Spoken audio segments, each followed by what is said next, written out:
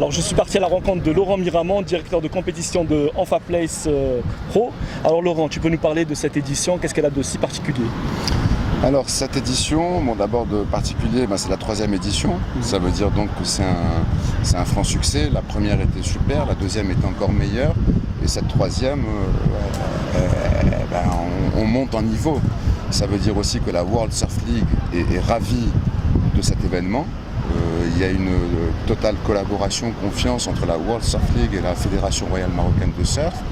Il faut féliciter aussi l'implication d'une société citoyenne qui est EnfaPlace, donc pour la contribution au développement de ce sport, à l'épanouissement de la jeunesse.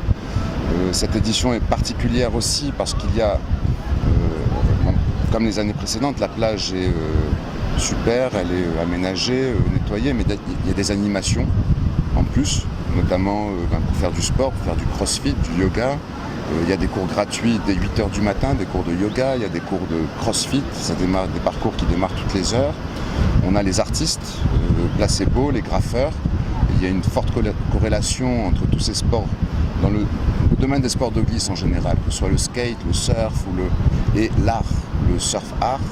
Et donc les graffeurs ont rejoint les communautés de surfeurs et de skateurs pour amener aussi, on peut dire c'est un embellissement. Alors je suis d'accord avec toi, cette édition est une réussite comme les éditions précédentes. Maintenant, si on parlait du rôle du directeur de compétition, en quoi ça consiste exactement? Directeur de compétition, c'est garantir que tous les standards d'organisation sont respectés. Il y a des règles strictes concernant la tour des juges. Le jugement est très difficile en surf, il leur faut un cadre parfaitement adapté, où ils sont tranquilles, aucun dérangement. Également pour les athlètes, ils ont un podium sur lequel ils vont se préparer, ils vont se concentrer, donc c'est un espace qui leur est complètement réservé. C'est-à-dire que même moi, en tant que directeur de compétition, en quelque sorte, je n'ai pas le droit d'aller là-bas. Je peux, quand j'ai besoin, je peux aller faire quelque chose, mais je ne reste pas là-bas. Et surtout, le gros rôle du directeur de compétition, c'est la connaissance locale, la connaissance du spot. Pouvoir dire, avec les prévisions météo, comme le surf, on est tributaire des conditions météo, pouvoir dire quand est-ce que la compétition, quand est-ce qu'on peut la lancer. Alors, justement, je te reprends, excuse-moi de t'interrompre, je te reprends là-dessus. Quand cette édition, il y a eu un peu de brouillard au début. Donc qui dit brouillard dit perte de temps, on ne peut pas lancer la compète. Comment vous avez dû gérer ça? On a, sur 6 jours de waiting period, on a une marge de temps. C'est-à-dire qu'en réalité, on pourrait même passer la compétition en 3 jours. Mais on se réserve du temps pour pouvoir choisir les meilleures vagues, les meilleurs moments par rapport aux marées. Et là, on a eu alors ce phénomène de brouillard qui était imprévu. Il n'y avait aucun site qui prévoyait ce brouillard. Et même sur les sites, en temps réel, ils disaient non, il n'y a pas de brouillard. Alors que c'était une journée blanche, on a battu le record de la journée la plus courte en compétition, c'est-à-dire qu'on a lancé une série qui a duré 15 minutes. D'accord, et vous avez battu aussi le record de la journée la plus longue. Et le lendemain, oui, il a fallu... on a passé une journée dure pour pouvoir garder cette marge de temps et pour les phases finales, choisir les meilleurs timings. Donc le directeur de compétition, c'est la connaissance locale. Donc moi, je suis un surfeur de Casablanca, j'ai grandi sur ce spot, aussi à Walidia, bien sûr. Tout comme le Quick Pro France, c'est Alain Rioux qui est directeur de compétition. Donc voilà, cette connaissance locale est essentielle pour le chef juge, pour tout le staff. Et on prend la décision chaque jour, à quelle heure on lance, à quelle heure on finit. Le week-end, c'est à partir de demain. On a toute l'élite de cette compétition qui va s'affronter. Donc, quelles vont être les conditions pour samedi et dimanche? On a d'excellentes conditions pour ce week-end. Un beau temps, de jolies vagues. On a vraiment le type de houle idéal pour ce type de spot. En l'occurrence, un beach break. Si on a une trop grosse houle, ce genre de spot a tendance à saturer. Donc là, on a, demain matin, on démarre avec une houle à 2,40, mais qui descend progressivement au cours de la journée. Les mesures idéales, c'est entre 1 et 2 mètres. C'est le cas pour dimanche, on a 1,50 m de prévision. Donc on va pouvoir, demain on lance à 11h. Et dimanche, on peut garantir la dernière finale à 14h. donc de bonnes conditions. Aussi une particularité, c'est que demain il y a une expression session. Donc c'est un format, on ne peut pas parler de compétition, c'est plus une exhibition. Les surfeurs vont dans l'eau avec beaucoup plus de liberté.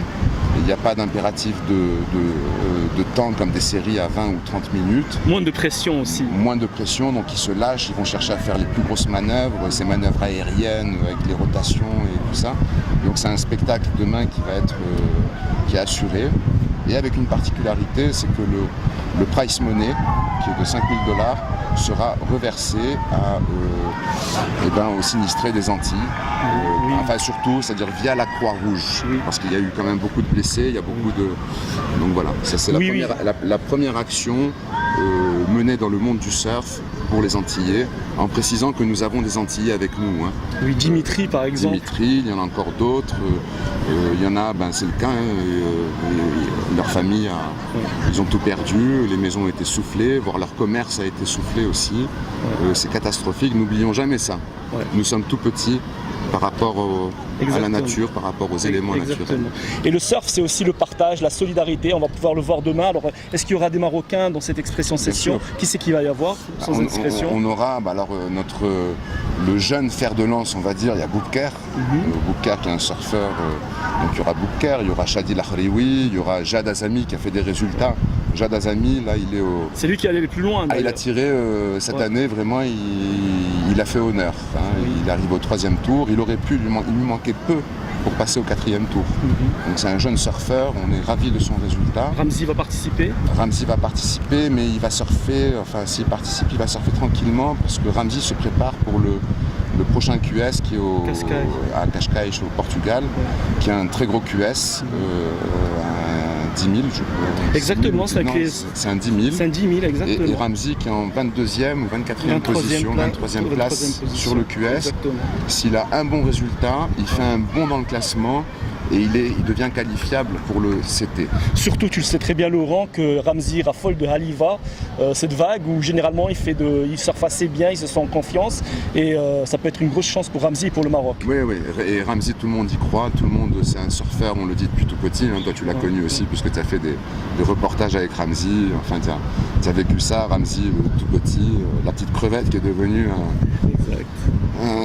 jamais on aurait pu croire qu'il allait avoir ce gabarit. Et Ramzi, si on peut parler d'un résultat, mis à part la victoire qu'il a fait à Anglette sur le QS il y a 3 semaines, c'était le Palito en Afrique du Sud, où il a battu à 2 reprises Jordi Smith, qui est actuellement numéro 1 mondial. Il l'a battu à 2 reprises. Au premier tour, il l'a envoyé au repêchage. Au 3e tour, il est retombé sur lui, il l'a renvoyé au repêchage. Malheureusement, il s'est fait sortir par le Brésilien Pupo, Ramzi au 4e tour, mais vraiment ça s'est joué à rien. Voilà, oui, exactement. Rien. Et s'il passait, il se retrouve en quart de finale avec Jordi Smith. Alors sortir Jordi Smith une 3e fois... Chez lui, hein, parce que Jordi Smith faisait ce QS 10 000 parce qu'il se déroule chez lui, il est premier du classement CT.